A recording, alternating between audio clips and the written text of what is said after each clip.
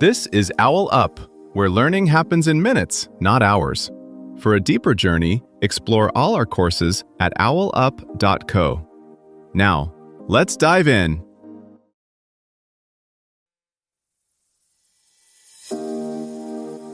Welcome back to Chapter 2 of our series, Find Your Purpose, A Journey to Meaning. In this episode titled, Your Values Excavation, What Do You Actually Care About? We're going to dig deep into what truly matters to you. Together, we'll uncover your core values through some guided reflection that will help you gain clarity and direction. So, let's dive in. Researchers can predict your top values more accurately than most of your friends can. Yet in daily life, many of us can't clearly name what actually matters most. You're choosing jobs, partners, even Netflix shows, guided by a compass you've never really stopped to examine.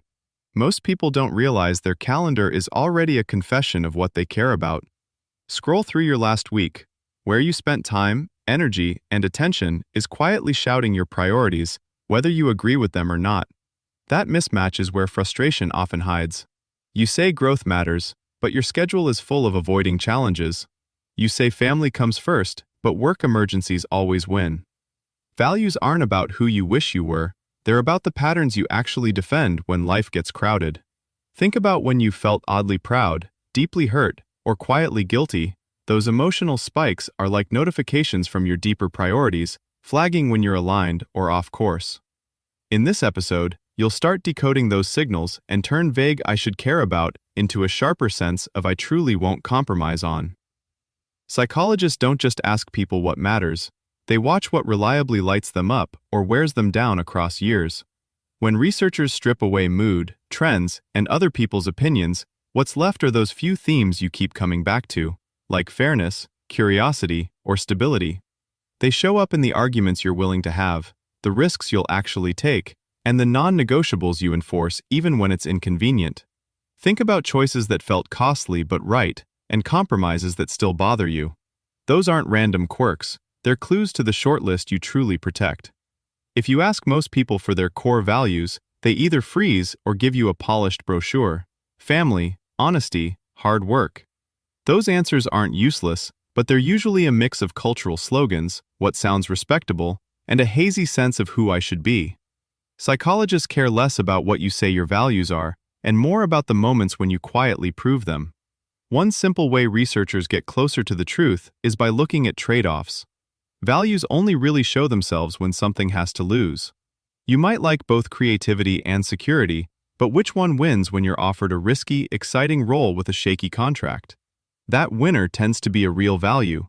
The loser might still matter, but it's lower in the stack. Another angle, repetition. A one-off sacrifice can be random, but repeated sacrifices in the same direction are revealing. If you keep turning down higher-paying jobs to preserve flexible hours, your calendar isn't just a confession, your pay stub is too. That's a pattern of protecting autonomy or family time, whether or not you'd use those words. Psychologists also distinguish between decorative and operative values. Decorative values live in speeches, dating profiles, company posters. Operative values live in micro-choices, what you actually do when you're tired, rushed, or no one's checking. If health is decorative, you'll talk about it and occasionally buy a smoothie. If it's operative, you'll reschedule things that collide with sleep, movement, or meals, and tolerate the social friction that creates. Notice, too, that not all values are about being noble. In the scientific maps, pleasure, power, and achievement sit right beside kindness and tradition. You might not want status on your LinkedIn banner, but if public recognition strongly shapes your decisions, disowning it just makes your motives go underground. Owning a value doesn't mean obeying it blindly, it just means you're honest enough to see it on the board. A helpful way to think of this is like debugging code. The program, your life, keeps outputting certain results, conflicts, satisfactions, regrets. Instead of yelling at the screen, you inspect the underlying rules you've actually been running. Those rules are your lived values, whether you've named them or not. Think of small, concrete scenes from your own life. You're at a friend's birthday dinner. The bill comes, and everyone starts doing the quiet math of who ordered what. Do you jump in to organize? Overtip to avoid conflict? insist on exact fairness, or offer to cover someone who's short. Each move hints at a different value being protected: harmony, precision, generosity, or leadership. Or take your phone. Scroll through your photo gallery. Which moments did you bother to capture? Solo achievements, crowded gatherings, meticulous projects, random beauty? That silent curation shows what you instinctively deem worth remembering, often more honestly than any list you'd write. Work is just as revealing. When a project goes sideways, do you stay late to fix details, rally the team's mood, defend the original vision, or negotiate expectations upward? Under pressure, you default to certain priorities without holding a meeting with yourself first. Those reflexes are like automated rules in the background of your operating system, quietly routing your attention, effort, and loyalty long before you've put names to them. Most people spend more time comparing phone plans than comparing what their choices quietly say about their values, yet that internal contract shapes almost everything you do. As AI and institutions start asking you to tick boxes about what matters to you, the risk is outsourcing that reflection.